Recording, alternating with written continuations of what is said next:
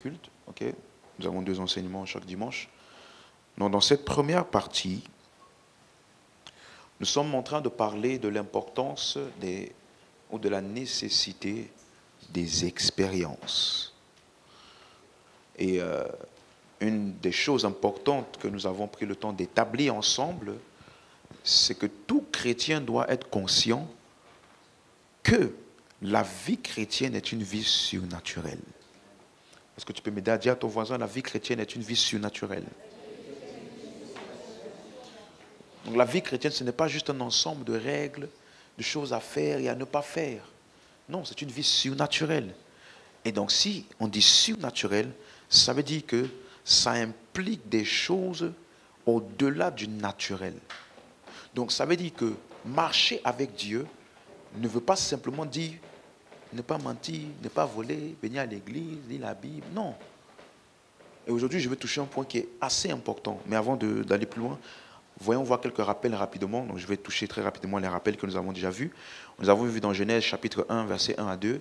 Au commencement, Dieu créa les cieux et la terre. La terre était informe et vide. Et la Bible dit, il y avait des ténèbres au-dessus de l'abîme et l'Esprit de Dieu se mouvait au-dessus des eaux.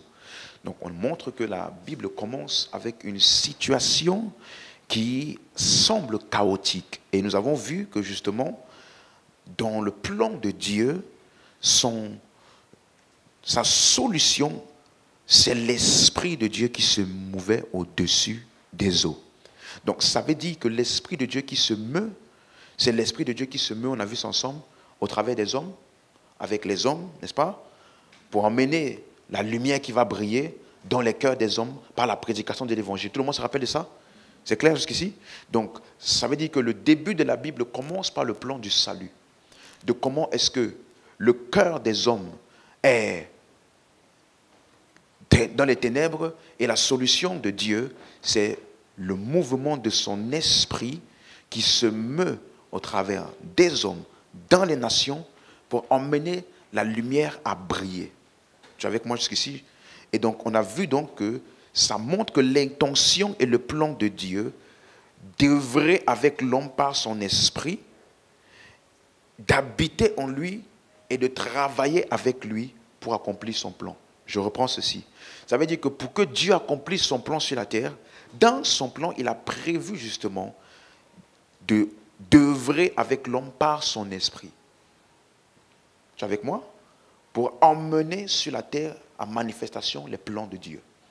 Donc, ça veut dire que plusieurs fois, on a donc conclu en disant qu'un élément indispensable du plan de Dieu sur la terre, c'est l'Esprit de Dieu qui se meut. Je reprends. Un élément indispensable. Il n'y a aucune personne qui va accomplir le plan de Dieu sur la terre sans l'Esprit. L'œuvre et le mouvement de l'Esprit au travers de lui. Et donc c'est pour ça que plusieurs fois on a vu dans l'Ancien Testament des prophéties qui spécifiaient l'Esprit de Dieu comme étant la solution. Chez vous, vous pouvez lire Ésaïe 32, versets 13 à 15 et Ésaïe 44, versets 3 à 4. Ésaïe 32, versets 13 à 15, on a vu ça, et Ésaïe 44, versets 3 à 4. Et la prophétie que je veux qu'on lise, qu'on avait aussi lu, c'est Joël, chapitre 2, verset 22. Ouvrons ensemble. Joël, chapitre 2, verset 22.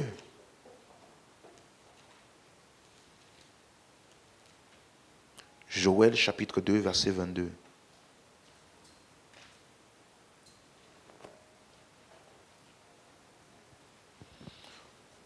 On va lire le verset 23. Il dit, « Et vous, enfants de Sion, soyez dans l'allégresse et réjouissez-vous en l'Éternel votre Dieu, car il vous donnera la pluie en son temps, et il vous enverra la pluie de la première et de l'arrière-saison, comme autrefois. » Donc il annonce la venue de la pluie. Et regardez comment il explique ça, verset 24. « Les airs se rempliront de blé, les cuves regorgeront de mou et d'huile. Je vous remplacerai les années qu'ont dévoré la sauterelle, le gélec, le asile et le gazam, ma grande armée que j'avais envoyée contre vous. Donc, je vais commencer à vous expliquer. Première des choses, qu'il y a 7 choses qui se passent lorsque l'Esprit de Dieu est répandu. On se rappelle de ça? Lorsque l'Esprit de Dieu est en mouvement et en œuvre. À partir du verset 22, il dit « Bêtes des champs, ne craignez pas ». Ça veut dire il n'y a plus de peur. Il n'y a plus de peur. Il dit « Car les plaines du désert reverdiront ». Ça veut dire il va commencer à avoir de la fructification. Ça, ce sont les conséquences du mouvement, de la présence et de l'œuvre de l'Esprit. Tu es avec moi? Les plaines reverdiront, car les arbres porteront leurs fruits. Et la figue et la vigne donneront leur richesse. Donc, il y aura de l'abondance. Il y aura de l'abondance.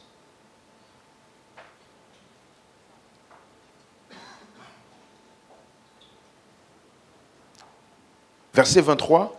Et vous, enfants de Sion, soyez dans l'allégresse et réjouissez-vous en l'Éternel votre Dieu, car il vous donnera la pluie en son temps, il enverra la pluie de la première et de la saison. Donc, on a vu une autre chose, c'est quoi? La joie. La joie. Lorsque l'Esprit de Dieu est en mouvement, en œuvre, le peuple est rempli de joie. Alléluia. Verset 24, les airs se rempliront de blé, ça aussi c'est l'abondance. Les cuves regorgeront de mou et d'huile. Verset 25, je remplacerai les années qu'ont dévoré la sauterelle, le gélec, le asile, le gazam, ma grande armée que j'avais envoyée contre vous.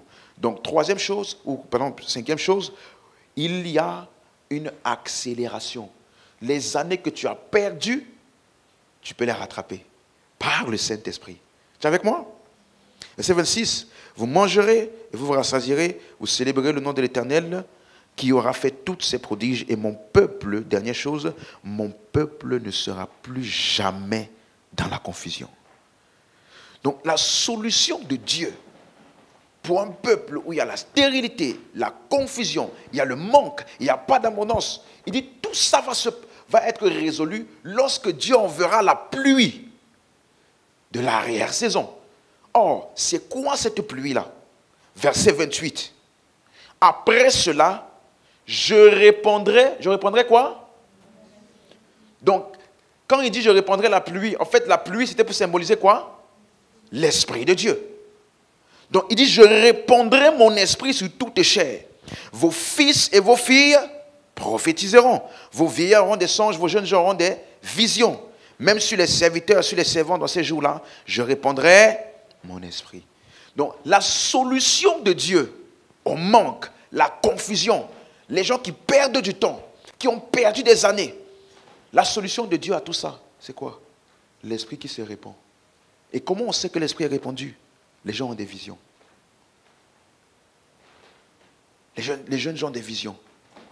Les fils et les filles font quoi? Prophétisent. Alléluia. Quelqu'un avec moi jusqu'ici? Donc, ça veut dire l'œuvre et le mouvement de l'esprit est la solution de Dieu. Et elle se manifeste par des visions, des prophéties, des songes. En d'autres termes, des expériences spirituelles. Amen. J'avais moi jusqu'ici. Verset 32. Il dit, verset 30. Je ferai des prodiges dans les cieux et sur la terre, du sang, du feu et des colonnes de fumée. Donc ça parle des signes, des prodiges et des miracles. Verset 32. Quiconque invoquera le nom du Seigneur sera sauvé. Et le salut sera sur la montagne de Sion à Jérusalem. Donc tout ce qu'il a dit, être, porter du fruit, l'abondance, ce sont des expressions figuratives pour expliquer le fait que le salut va se répandre sur la terre. Donc comment le salut va se répandre sur la terre? Lorsque l'Esprit de Dieu va être répandu et que les hommes auront des prophéties, des visions, des songes. Ça va permettre à ce que le salut se répande sur la terre. Tu es avec moi jusqu'ici? Et c'est ça qui est le plan de Dieu. Donc, l'œuvre et le plan de Dieu sur la terre ne peut pas se faire sans l'Esprit. C'est clair pour quelqu'un? L'œuvre et le plan de Dieu sur la terre ne peut pas se faire sans l'Esprit. Donc, l'Esprit de Dieu ou le mouvement de l'Esprit est un agent clé de l'accomplissement du plan de Dieu sur la terre. Et donc, on a commencé à voir que pour cela, donc, tu dois, en tant que croyant, embrasser donc toute l'œuvre de l'Esprit pour toi. On a vu deux choses que l'Esprit fait. Première chose, on a vu, l'Esprit de Dieu est celui qui te donne la révélation de la parole. Quelqu'un se rappelle de ça? L'Esprit de Dieu est celui qui te permet de comprendre les Écritures. On a vu 1 Corinthiens chapitre 2, verset 9. 1 Corinthiens chapitre 2, verset 9. Quand je donne le verset, tu ouvres rapidement, comme ça on gagne du temps. 1 Corinthiens chapitre 2, verset 9. Il dit, mais comme il est écrit, ce sont des choses que l'œil n'a point vues, que l'oreille n'a point entendues, qui ne sont point montées au cœur de l'homme, des choses que Dieu a préparées pour ceux qu'il aime. Donc il dit que ce sont des choses, l'œil n'a point vu, l'oreille n'a point entendu, qui n'est point monté au cœur de l'homme. Verset 10. Mais Dieu nous les a révélées par l'Esprit. Tu es avec moi? Car l'Esprit sonde de tout, même les profondeurs de Dieu. Allons directement au verset 12. Or, nous n'avons pas reçu l'Esprit du monde, mais l'Esprit qui vient de Dieu, afin que nous connaissions. Afin que nous quoi? Nous connaissions quoi? Les choses que Dieu nous a données par sa grâce. Donc, dis-moi, d'après ce texte, l'Esprit de Dieu t'a été donné pour faire quoi? Non, tu viens de lire là. Nous n'avons pas reçu l'Esprit du monde, mais l'Esprit qui vient de Dieu, afin que nous... Les choses que Dieu nous a données par sa grâce. Donc, l'Esprit de Dieu t'a été donné pour connaître les choses de Dieu. C'est pour ça qu'un homme qui n'a pas l'Esprit de Dieu ne peut pas comprendre les choses de l'Esprit. Regarde ce qu'il dit par exemple au verset 14. Mais l'homme animal ne reçoit pas les choses de l'Esprit de Dieu, car elles sont une folie pour lui. Il ne peut les connaître. Tu as lu ça? Il ne. Ça veut dire que même s'il veut, il ne pourra pas. Donc, qu'est-ce qui fait qu'aujourd'hui tu comprends les Écritures, tu comprends les choses de Dieu? C'est parce que tu as reçu l'Esprit. C'est clair pour quelqu'un? Donc, l'Esprit, l'œuvre de l'Esprit de Dieu te fait connaître les choses de Dieu, te donner la révélation de la parole. On a vu un autre texte, Acte 16, verset 14. Acte 16, verset 14. Acte 16, verset 14. Acte 16, verset 14. C'est Paul qui est parti à Philippe et la Bible nous dit, il se rendit à Derbe et à Lystre. Et au verset 14, on dit qu'il prêchait. Suis bien ce que je vais t'expliquer maintenant. Il est en train de prêcher, n'est-ce pas? Il reste quand au verset 14. L'une d'entre elles, nommée Lydie, marchande de pourpre de la ville de Thyatire, était une femme craignant Dieu et elle écoutait. Donc, pendant que Paul prêchait, qu'est-ce qu'elle faisait? Elle écoutait. Maintenant, regarde le facteur marquant. Le Seigneur lui ouvrit le cœur pour qu'elle fût attentive à ce que disait Paul. Donc, pendant que Paul prêchait, qui a ouvert son cœur de cette femme pour qu'elle puisse comprendre? Donc, ça veut dire que, même aujourd'hui, pendant que je te prêche là, tu peux ne pas comprendre ce que je dis. Mais l'œuvre de l'Esprit de Dieu, pendant que je prêche, c'est de faire quoi? D'ouvrir ton intelligence pour que tu saisisses toute la révélation qu'il y a dans ce que je suis en train de te dire. Donc, pendant que je te prêche, l'Esprit agit. Si tu es en train de comprendre ce que je te dis, c'est parce qu'en même temps que je prêche, le Saint-Esprit est en train d'amener la clarté et l'illumination dans ton intelligence pour que tu comprennes. Parce que ce que je te dis maintenant, je peux prêcher la même chose à un incroyant qui n'a pas l'Esprit de Dieu en lui, il ne va pas comprendre. Vous comprenez? Est-ce que vous comprenez? Dis avec moi, j'ai l'Esprit de Dieu, alors je comprends les choses de Dieu. C'est clair? Donc, première chose que l'Esprit de Dieu fait, son œuvre dans ta vie, c'est de te faire comprendre les Écritures, de te donner de voir la révélation qu'il y a dans la parole. Dernier texte pour ça, Luc 24, verset 31. Jésus était en train d'enseigner les disciples qu'il a rencontrés sur le chemin d'Emmaüs à sa résurrection. Il a rencontré 2 disciples, la Bible dit, et pendant qu'il parlait avec eux, il a commencé à leur expliquer les Écritures. Au verset 27, il dit, il leur expliqua dans toutes les Écritures, en commençant par Moïse et par tous les prophètes, il a commencé à leur expliquer dans toutes les Écritures ce qui le concernait.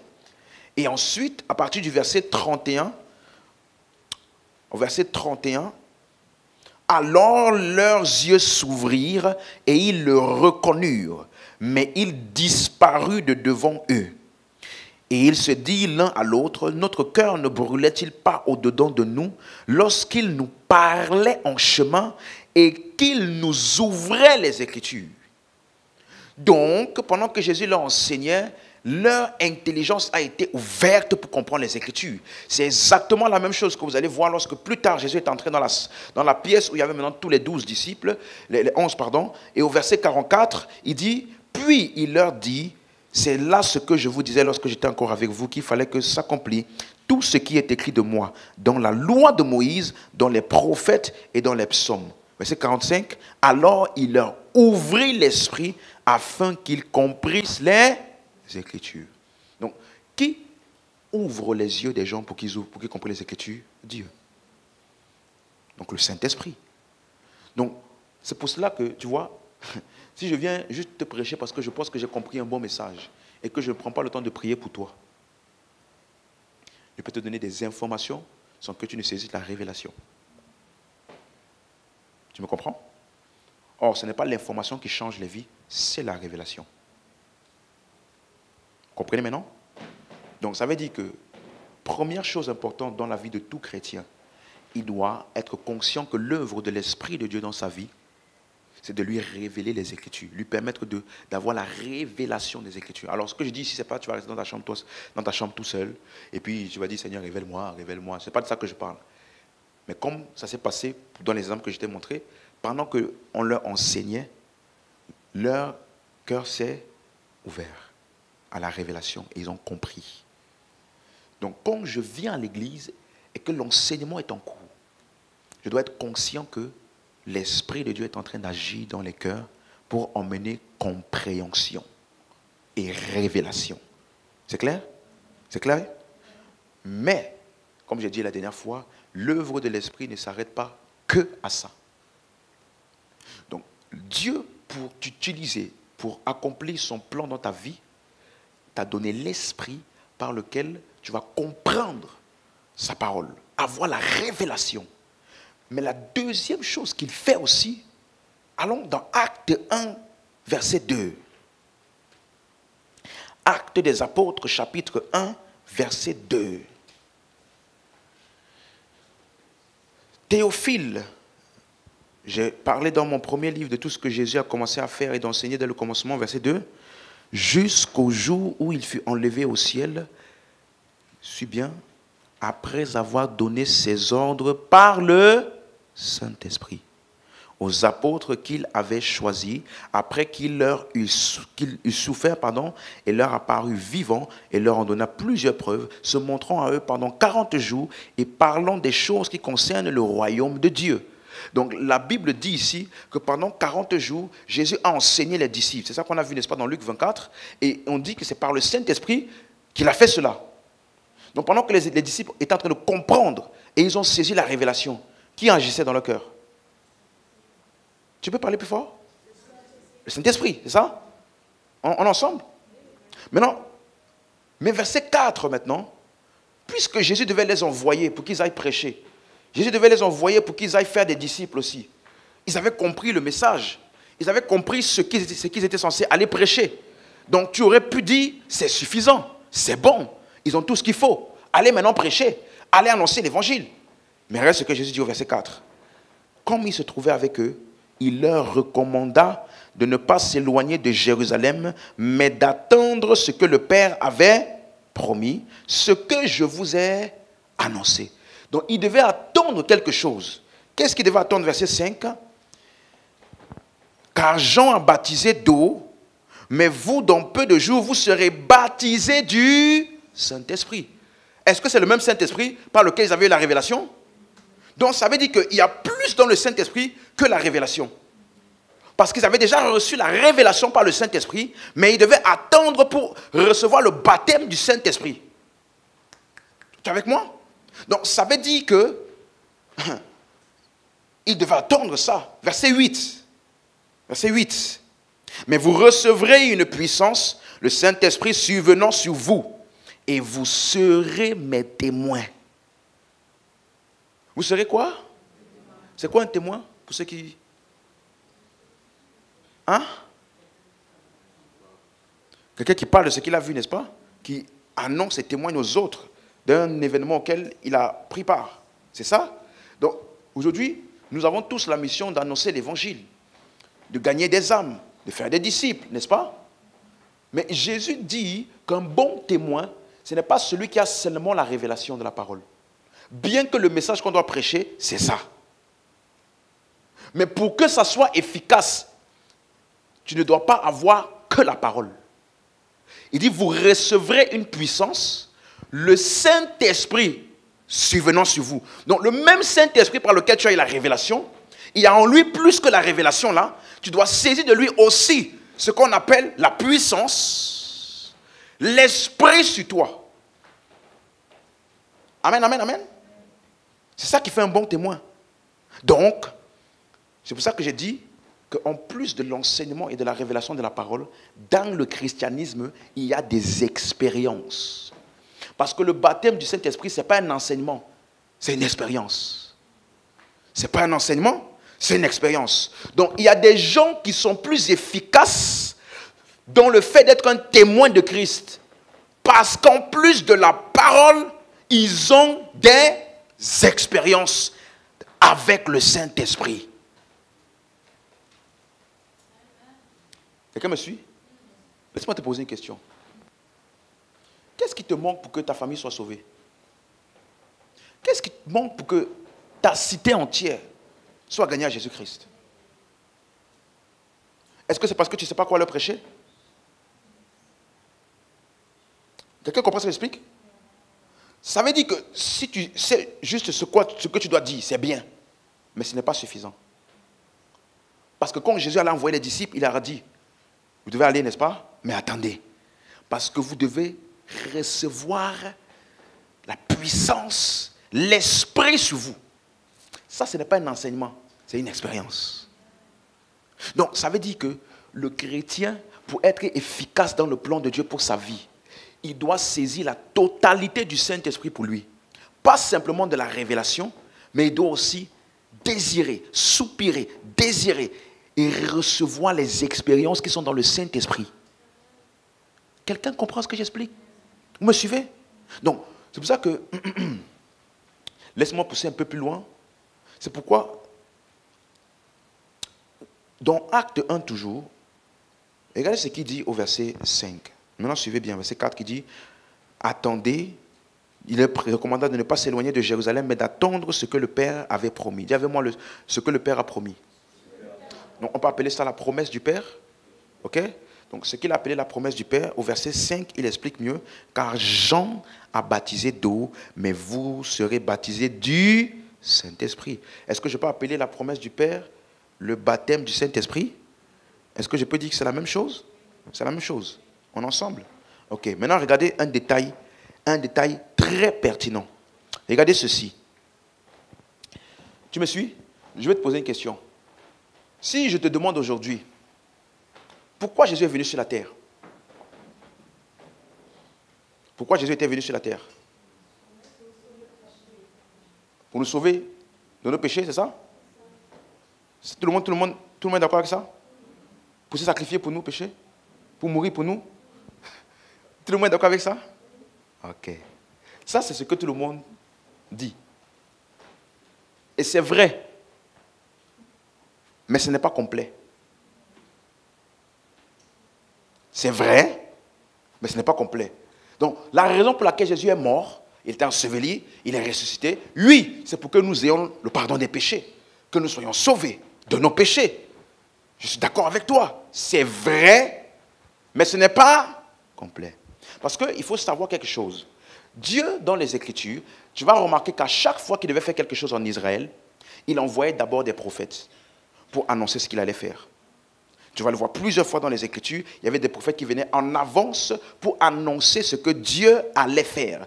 Donc, tu vas voir dans l'Ancien Testament des prophètes comme Moïse, des prophètes comme Ésaïe, qui annonçaient ce que Dieu allait faire par la suite. Donc, maintenant, avant l'incarnation de Jésus, qui est le Sauveur, n'est-ce pas? Il y a un prophète qui est venu avant lui. On l'appelait comment?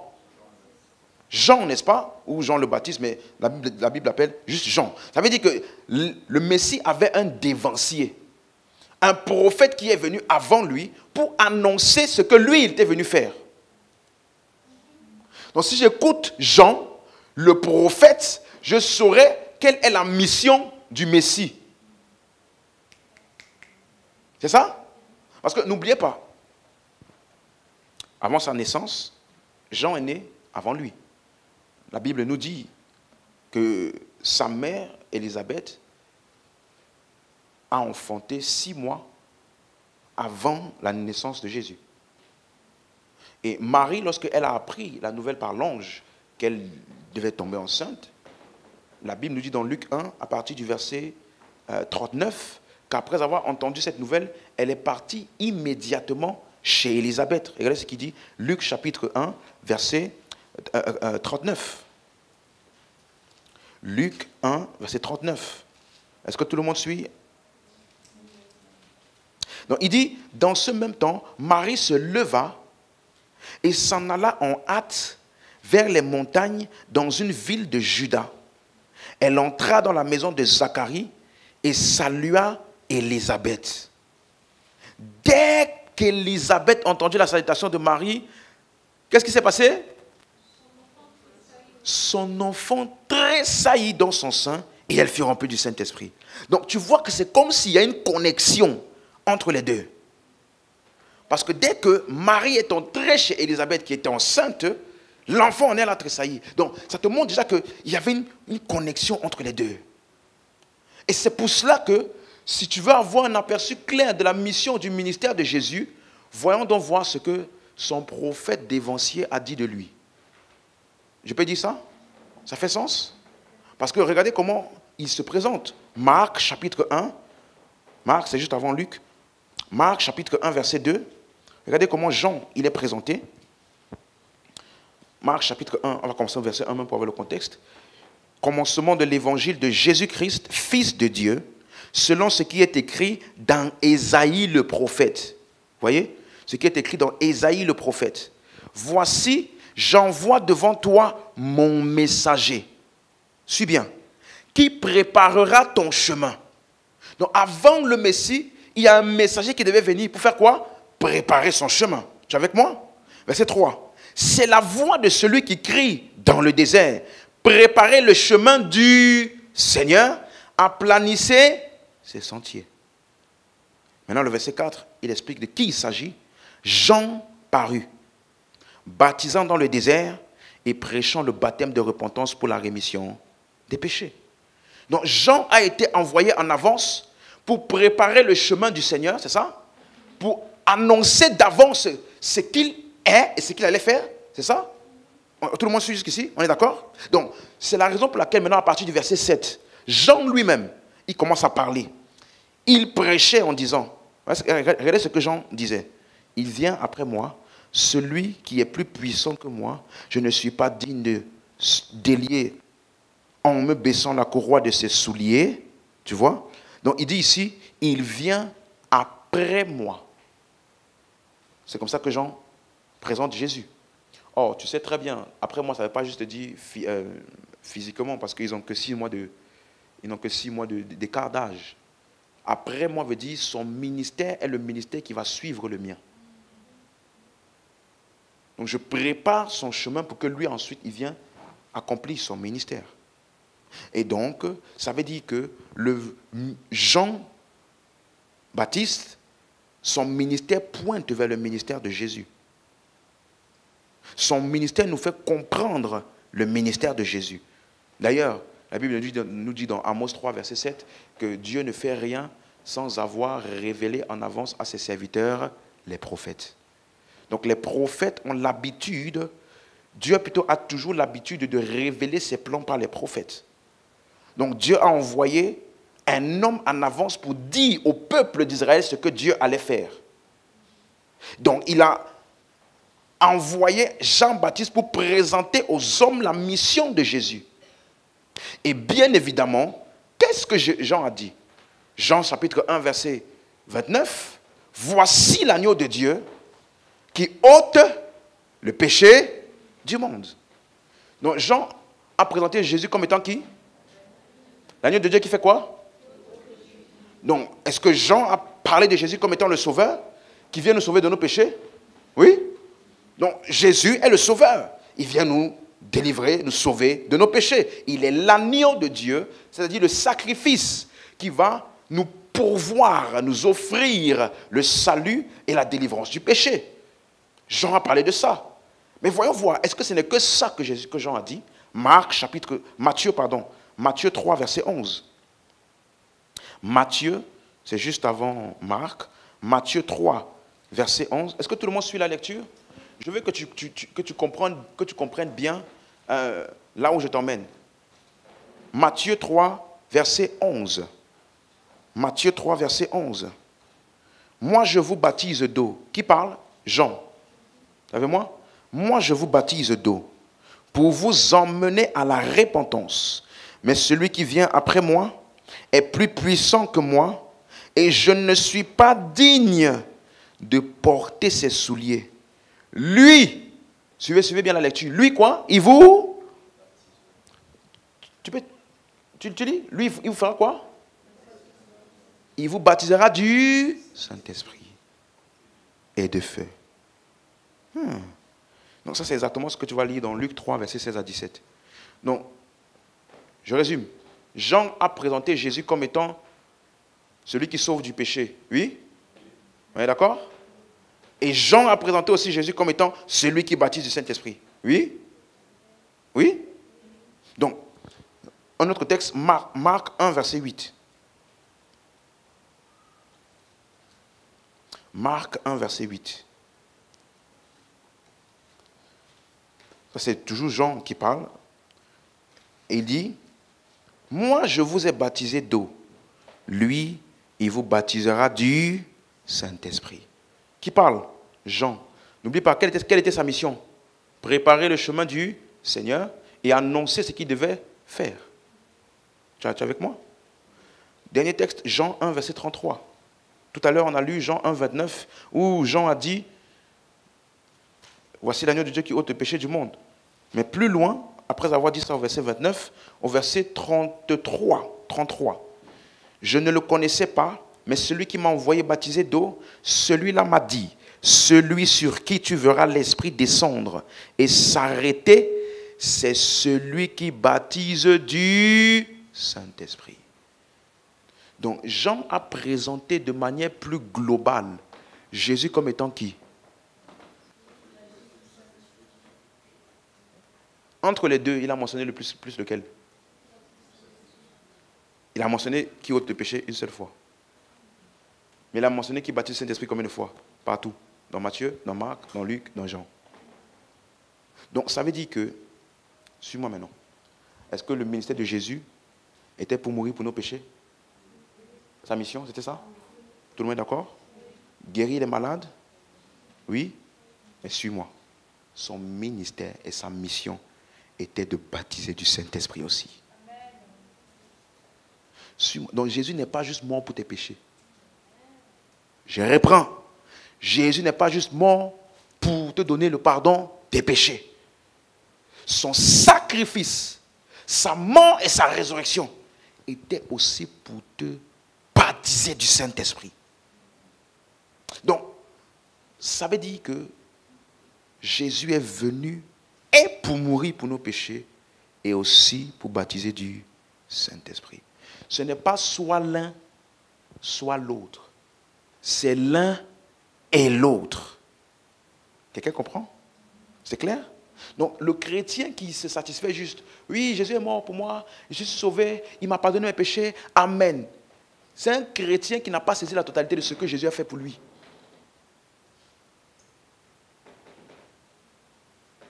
Est-ce que je parle à quelqu'un ici? Si tu es heureux parce que il t'a sauvé de tes péchés, c'est très bien. Mais si c'est tout ce que tu sais de Jésus pour toi, tu n'as pas la totalité. Parce qu'il n'est pas que venu pour mourir pour tes péchés.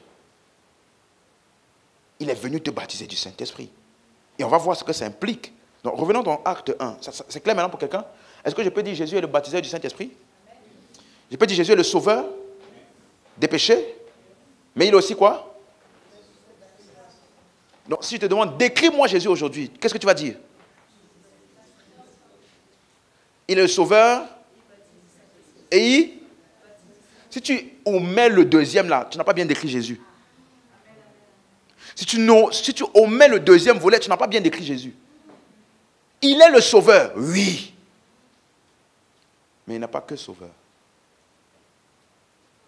Quelqu'un me suit maintenant? C'est comme si je te disais, décris le pasteur Steve. Si tu dis juste, il est pasteur de l'église, c'est vrai. Mais ce n'est pas tout. Tu ne m'as pas bien décrit. Tu m'as décrit de manière comment? Incomplète. Parce que je ne suis pas que pasteur. Je suis père, mari, j'ai un travail. Tu vois, non? Donc, si tu veux me décrire, tu dois tout décrire pour qu'on puisse bien me connaître. Donc, si quelqu'un qui il décrit Jésus, il est le sauveur de nos péchés. Oui, c'est vrai. Mais ce n'est pas complet. Amen, amen. C'est clair pour quelqu'un jusqu'ici? Non. Revenons dans Acte 1, verset 4. Acte 1, verset 4. Alléluia.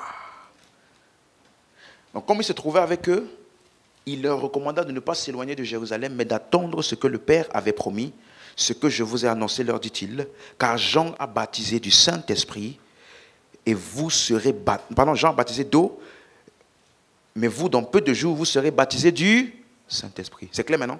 Acte 1, verset 5, c'est clair? Donc ça veut dire que le deuxième volet de ce que Jésus a fait, les disciples ne l'ont pas expérimenté directement après sa résurrection. Ils ont dû attendre. Et regardez ce qu'il dit maintenant, verset 8. Mais vous recevrez une puissance. Vous recevrez une puissance. Le Saint-Esprit survenant sur vous.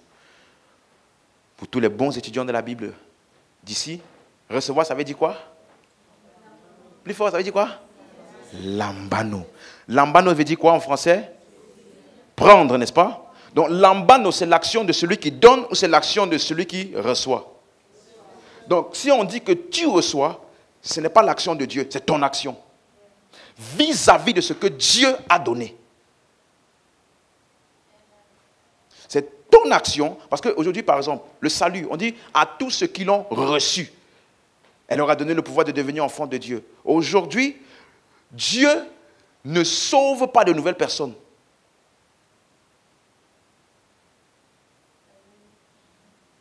Je répète ce que je viens de dire. Dieu ne sauve pas de nouvelles personnes tous les jours. Donc si quelqu'un est sauvé aujourd'hui, ce n'est pas aujourd'hui que Dieu l'a sauvé. Parce que Jésus est mort une fois pour toutes, la Bible dit. Donc chaque fois que quelqu'un est sauvé, Jésus ne remeurt pas. Ça veut dire qu'il a pourvu le salut pour toute l'humanité et pour toutes les générations, une fois pour toutes, par son sacrifice.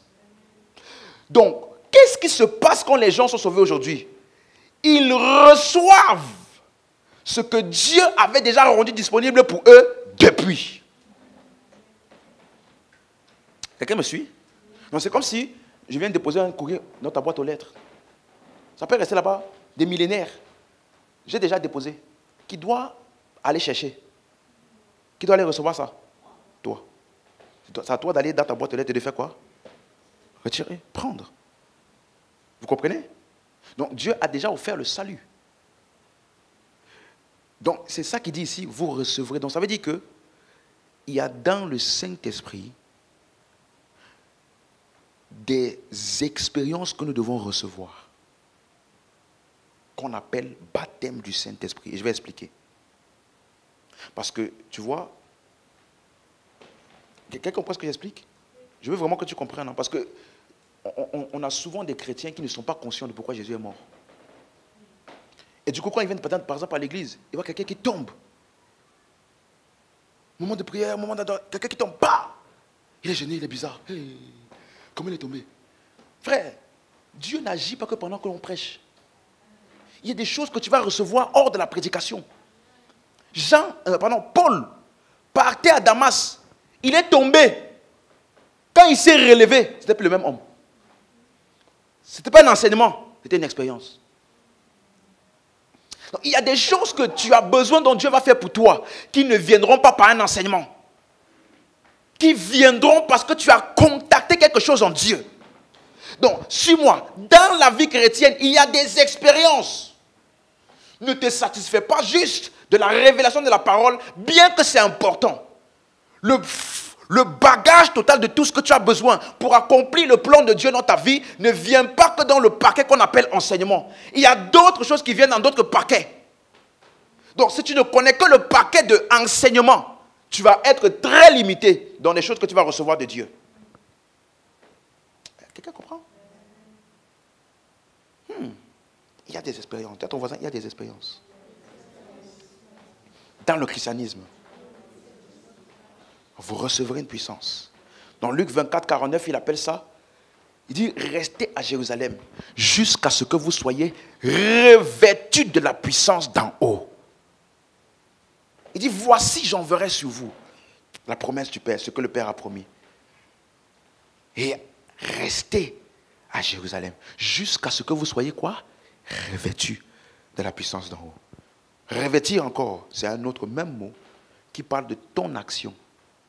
Parce que le manteau que tu as sur toi ou la veste, qui a mis ça? Toi-même. Donc, bien que j'ai le Saint-Esprit, j'ai une action à poser pour revêtir l'Esprit. C'est mon action. C'est à moi de participer. Dites avec moi, je suis participant au mouvement de Dieu. Ici cet après-midi.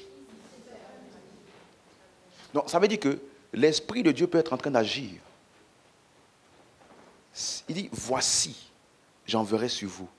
Le mot voici en grec, c'est un mot idou qui veut dire, qui a une racine eido, qui veut dire voir, percevoir. Donc ça veut dire que tu as une participation active pendant que les choses se passent. Si tu nous regardes juste comme ça, tu risques de louper ce qui se passe. Et voici, revêtez sur vous l'Esprit, la puissance de Dieu. Donc ça veut dire, Jésus est venu pour mourir pour nos péchés. Mais aussi, il est venu aussi pour quoi? Tout le monde a compris ça? Donc voyons donc voir, le jour maintenant où les apôtres, là, ils ont eu cette expérience. Qu'est-ce qui s'est passé? On va terminer par ça, pour aujourd'hui. Amen, amen. Acte 2, verset 1. Acte 2, verset 1. Le jour de la Pentecôte, ils étaient tous ensemble dans le même lieu. Est-ce que je peux dire comme aujourd'hui? Je peux dire ça? Ok. Verset 2. Tout à coup, il vint du ciel un bruit comme celui d'un vent impétueux. Et il remplit toute la maison où ils étaient assis. Donc, première des choses, quand on dit bruit, ça veut dire qu'ils ont quoi? Mais j'ai une question. C'était le vent physique là? On a dit le bruit vient d'où? Du ciel. Est-ce que c'est le ciel là-bas en haut? Non. Ça veut dire qu'ils ont entendu un bruit dans l'esprit.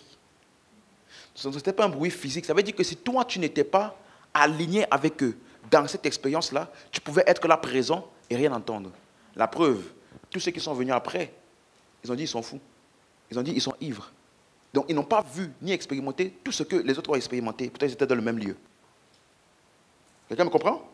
Donc ça veut dire que, suis-moi, baptisé du Saint-Esprit implique que tu vas entendre des choses dans l'esprit.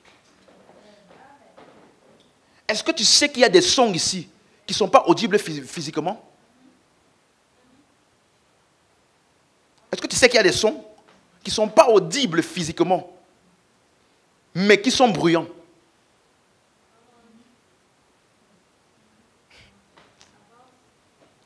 Ok, continuons. Verset 3.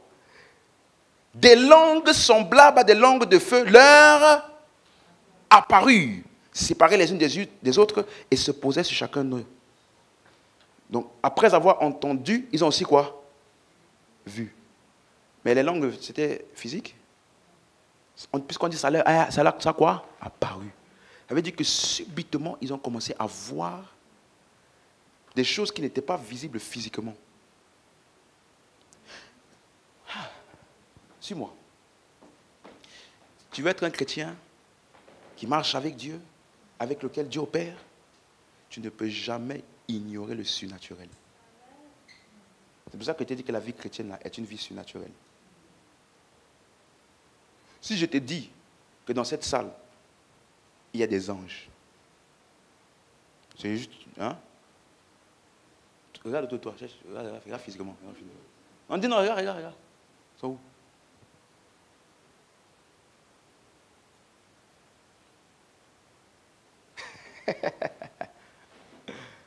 Quelqu'un comprend? Mais ce n'est pas parce que tes yeux physiques ne voient pas que ça n'existe pas. Ça veut juste dire que tu dois switcher de vue. Comment on fait ça? Il dit, vous recevrez. Vous allez saisir. Donc, le Saint-Esprit qui t'a fait comprendre la parole, dans le même Saint-Esprit-là, il y a l'habilité de voir. Ce n'est pas un nouveau Saint-Esprit. Le même Saint-Esprit-là, il a l'habilité d'entendre.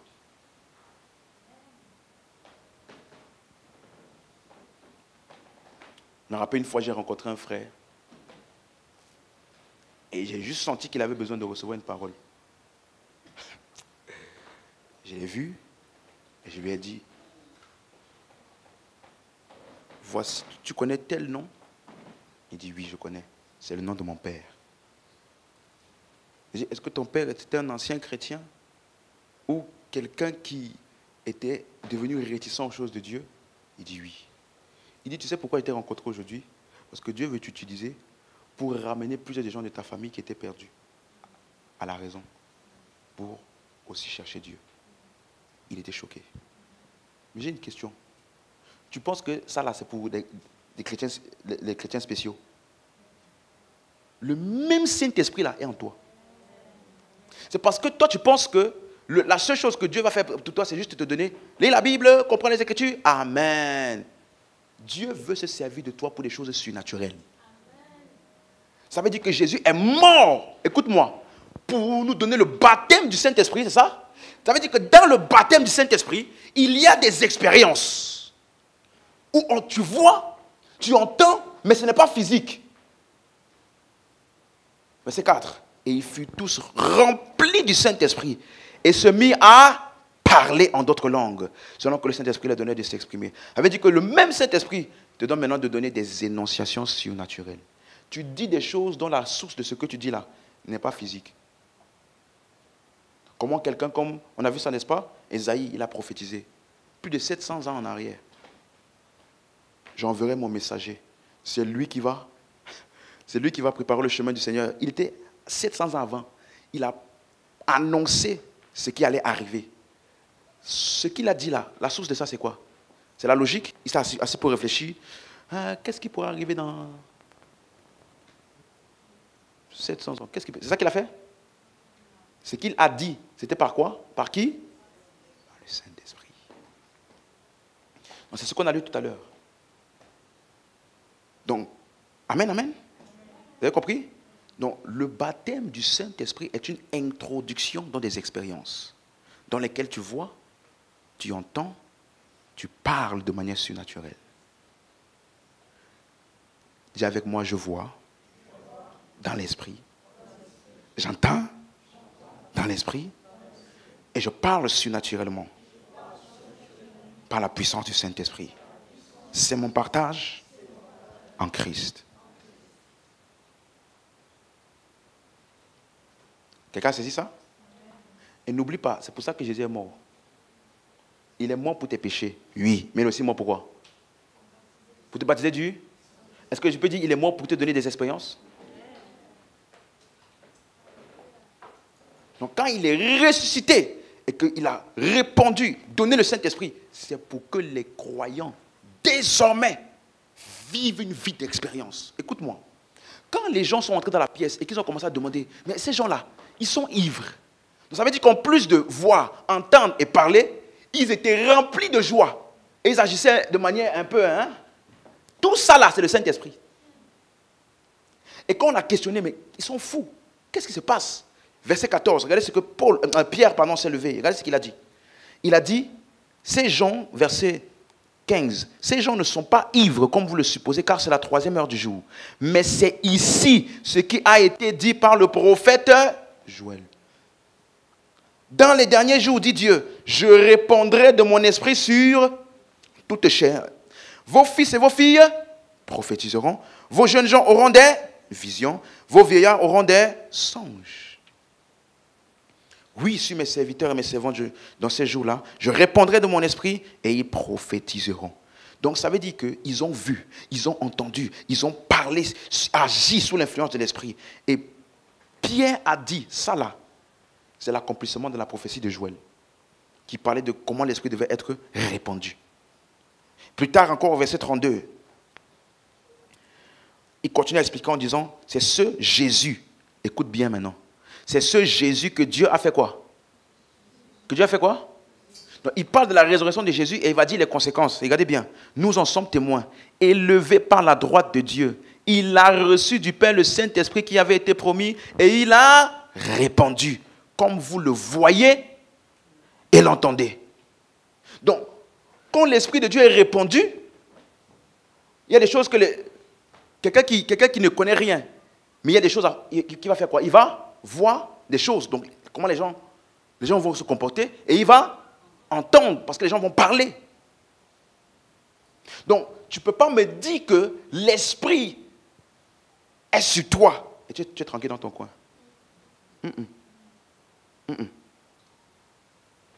Posé, tu regardes les gens. Non. Il y a des manifestations. Donc, Pierre explique. Suis bien. Quelqu'un comprend? Pierre explique que ces manifestations que les gens voient là, ils les entendent parler, ils les entendent voir des choses, dire des choses. Pierre explique que ces manifestations sont la preuve de la résurrection et de l'ascension de Jésus.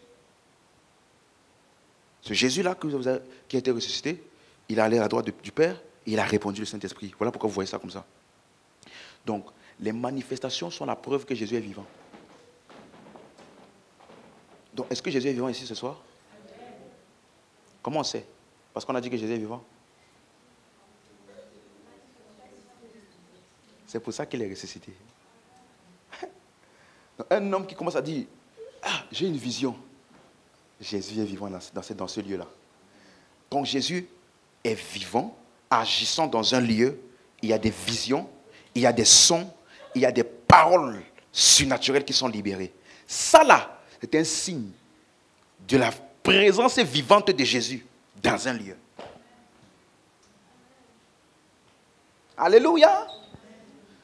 Et maintenant, quand Pierre prêche, il prêche. Regardez maintenant ce qu'il dit, verset 37.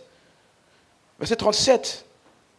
Après avoir entendu ce discours, ils eurent le cœur vivement touché et ils dirent à Pierre et aux autres apôtres, « Hommes frères, que ferons-nous » Alors Pierre leur dit, regardez bien ce que Pierre a dit, « Répentez-vous et que chacun de vous soit baptisé au nom de Jésus-Christ pour le pardon des... » Tu as vu ça?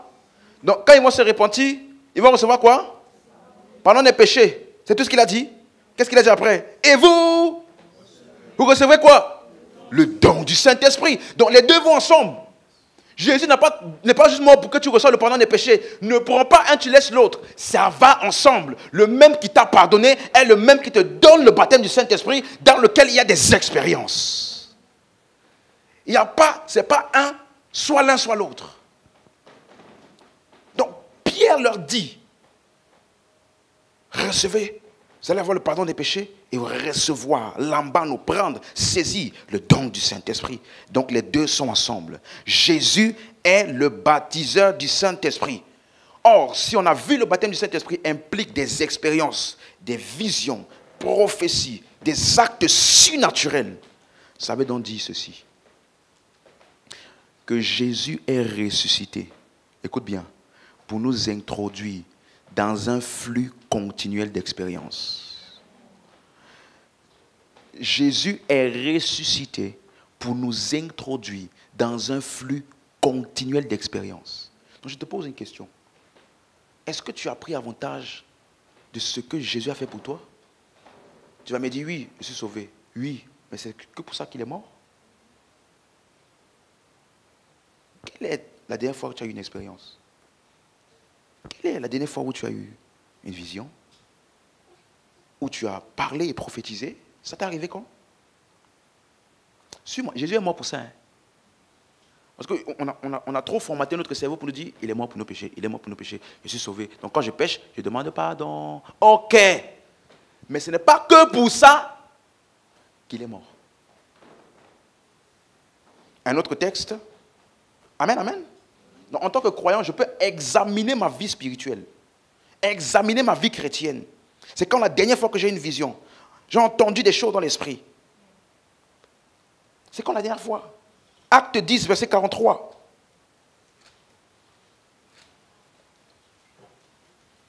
Tous les prophètes rendent de lui le témoignage que quiconque croit en lui reçoit par son nom le pardon des péchés. Vous avez vu? Donc Pierre prêchait dans la maison de Corneille. Et qu'est-ce qu'il annonçait? Que tous ceux qui croient en lui, en Jésus, ils vont recevoir quoi? Pardon des péchés, n'est-ce pas?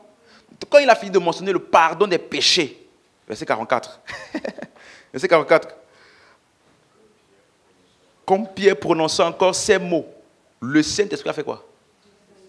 Le Saint-Esprit est descendu sur qui? Tous ceux qui écoutaient. Donc, tu vois qu'il y a les deux? Il y a tous les deux ensemble? Tu vois? Et comment on a su que le Saint-Esprit est descendu sur eux? Il dit, verset 46, car il les entendait quoi? Parler en langue et glorifier Dieu. Donc, est-ce que tu sais qu'on peut venir dans un culte comme ça? Et puis, l'Esprit de Dieu se meut. Il n'y a pas encore l'enseignement. Mais les gens reçoivent des choses de la part de Dieu. Et c'est exactement aussi pour ça que Jésus est mort et ressuscité. Est-ce que tu sais que tu peux avoir une vie chrétienne où on n'a plus besoin de te forcer à prier? Parce que tu sais que quand tu vas venir prier, ça ne sera pas juste un monologue. Ça sera un moment où toi et Dieu allez interagir dans le Saint-Esprit. Parce que tu vas parler à Dieu, Dieu va te répondre par des sons, des visions, et tu vas commencer à recevoir des choses surnaturelles. Beaucoup ont réduit la vie chrétienne à simplement bon enseignement, bon lire la Bible. C'est très important. Et si tu es dans cette église, tu sais que moi, on ne joue pas avec la parole. Mais tu sais quoi? Tu sais quoi? Ce n'est pas tout. Ce n'est pas tout. Tu es avec moi jusqu'ici? Tu es avec moi jusqu'ici? Donc, ça veut dire, le baptême du Saint-Esprit, écoute-moi, c'est une introduction. Ça veut dire que tu es baptisé du Saint-Esprit une seule fois. Donc, dans Acte, on dit, il fut rempli du Saint-Esprit et se mit à parler en d'autres langues, n'est-ce pas? Acte 2, verset 4, le jour de Pentecôte. Mais, donc, suis-moi. Tu es rempli du Saint-Esprit, tu es baptisé du Saint-Esprit ou rempli du Saint-Esprit. L'expérience là du baptême du Saint-Esprit, c'est une fois. Mais c'est une introduction dans une vie remplie de l'Esprit. Parce que dans Acte 2, verset 4, on dit « Il fut rempli du Saint-Esprit et se mit à parler dans d'autres langues. » Mais dans Acte 4, verset 8, on dit « Pierre, rempli du Saint-Esprit, se mit à parler. » Dans Acte 4, verset 31, on dit « Quand ils ont fini de prier, le lieu où ils étaient assemblés trembla, il fut rempli du Saint-Esprit. » Donc, rempli du Saint-Esprit, ce n'est pas une expérience une fois pour toutes. C'est une expérience continuelle. Mais le baptême du Saint-Esprit est la première fois que tu l'expérimentes qui t'introduit dans une vie remplie de l'Esprit. Dis avec moi, je suis ouvert aux manifestations de l'Esprit. Parce que c'est pour ça que Jésus est mort et ressuscité. Suis-moi, Jésus ne va pas mourir et ressusciter pour quelque chose dont tu n'as pas besoin. Ne te dis pas dans ton cœur, je n'ai pas besoin. Ne te dis pas dans ton cœur, ce n'est pas pour moi. Tu es en train de te restreindre de quelque chose dont Dieu sait que tu en as besoin. Il y a des personnes qui ont eu le courage, je vais expliquer ça par la suite. À quoi c'est ces expériences-là? Il y a des convictions qui vont venir de certaines expériences. Il y a des confirmations qui vont venir de ce que Dieu va attendre de toi par certaines expériences. Tu me suis? Si tu ne les as pas, tu ne seras pas confiant. Ce n'est pas tout pendant qu'on t'enseigne. Il y a des choses, ce n'est pas pendant l'enseignement. Il y a des fois, on t'impose juste la main. Tu rentres dans une expérience.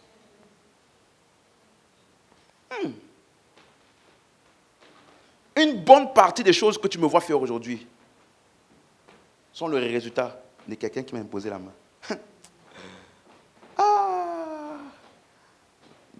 Des fois, tu me vois, j'enseigne, c'est clair, tout ça là. Frère, ce n'est pas parce que j'ai juste la connaissance. Il y a des choses en Dieu pour toi qui sont plus que par l'enseignement. Il y a même des choses, des fois, que tu vas vivre. On va t'enseigner après. Mais au moins, tu as vécu la chose. Alléluia. Donc, le baptême du Saint-Esprit t'introduit dans une vie remplie de l'Esprit. Donc, tu dois avoir une vie. Quelqu'un me comprend? Tu dois avoir une vie remplie de vision. Tu dois avoir une vie remplie de révélation. Écoute-moi, tu peux être capable de te lever le matin pour prier. Et tu sais que dans la journée, tu vas appeler ta femme. Ah, chérie, je sais que tu avais prévu de partir à tel endroit. Ne passe pas là-bas aujourd'hui.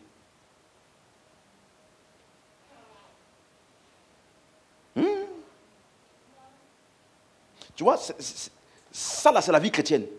Je t'ai dit, ce n'est pas mentir, ne pas voler. Non, ça là, c'est la vie chrétienne. Il y a plus. Et tu dois être ouvert à ça.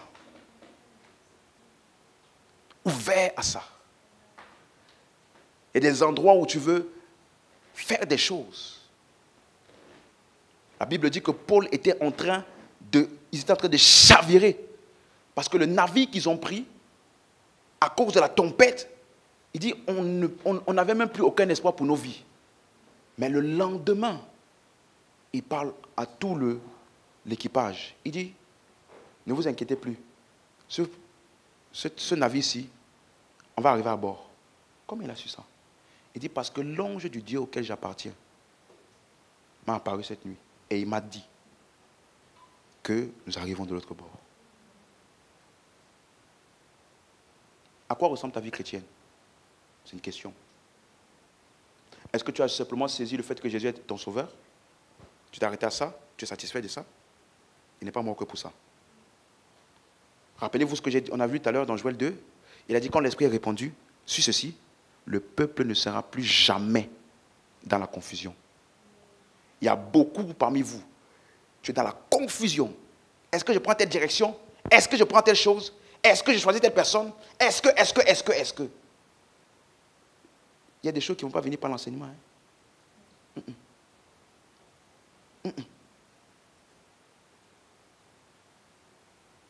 Est-ce que je parle à quelqu'un ce soir? Jésus est mort pour tes péchés. Mais il est aussi mort pour te donner le baptême du Saint-Esprit. Alléluia. Donc merci Seigneur pour la révélation de la parole. Mais il y a aussi des expériences. Il y a des manifestations du Saint-Esprit qui viennent lorsqu'on enseigne la parole et que tu es ouvert à ça. Tu vas voir que tu ne fonctionnes plus simplement naturellement. Il y a des malades que tu connais, tout ce que tu peux leur conseiller, prends le médicament. Mais l'Esprit de Dieu en toi, est-ce que tu sais que Jésus guérit encore? Enfin, il est mort pour ça. Il a dit, voici les signes qui accompagneront ceux qui auront cru. Donc il y a une vie surnaturelle qui vient du baptême du Saint-Esprit auquel nous avons été introduits et que chaque chrétien doit embrasser. Il y a des expériences dans la vie chrétienne. Suis-moi, ce que je t'explique maintenant là, c'est le cœur de l'enseignement ici. Je veux que désormais tu vives ta vie chrétienne avec la pleine perception de ce que Jésus a rendu disponible pour toi. Il t'a sauvé, oui. Il est mort pour tes péchés, oui. Il t'a offert le pardon des péchés, oui. Mais il n'est pas mort que pour ça. Alléluia. Alléluia. Derrière moi, le baptême du Saint-Esprit est mon partage. On peut se lever.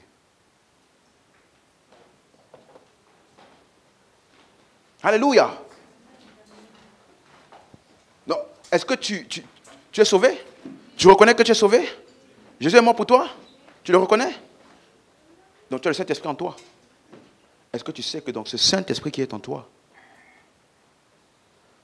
a d'autres habilités qu'il veut manifester par toi et à travers toi? Et rappelle-toi, hein, ça ne dépend pas de ton niveau de conversion. Ah non, non, non.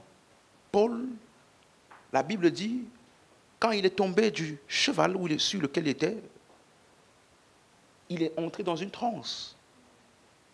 Et quand Jésus a apparu à Ananias, il lui a dit, va voir Paul, impose-lui les mains, parce qu'il a vu en vision que tu allais venir pour lui imposer les mains. Donc Paul, premier jour de conversion, il a une vision. Ça ne dépend pas de ton niveau de conversion. Ça dépend juste du fait que tu es chrétien. Tu es chrétien. Voilà. Amen. Amen. Tu crois? Non, il a dit vous recevrez. Ça veut dire que c'est ton action de recevoir? Est-ce que c'est disponible? Le Saint-Esprit est ici? Sa gloire est là? Qui doit saisir? Qui doit saisir? Donc, est-ce que tu sais qu'il y a des sons ici? Est-ce que tu sais qu'il y a des visions ici?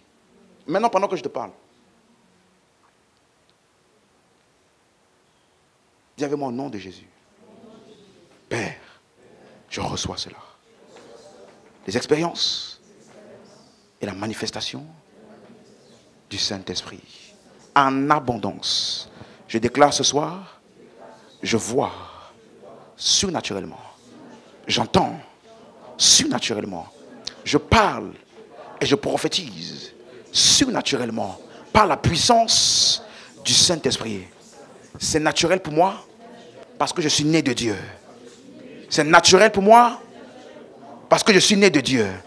Et je déclare que dans les minutes qui suivent, je vais être une source de bénédiction pour mon frère ou ma soeur. Au nom de Jésus, Amen. Est-ce que tu crois? Amen. Ok, va donc choisir.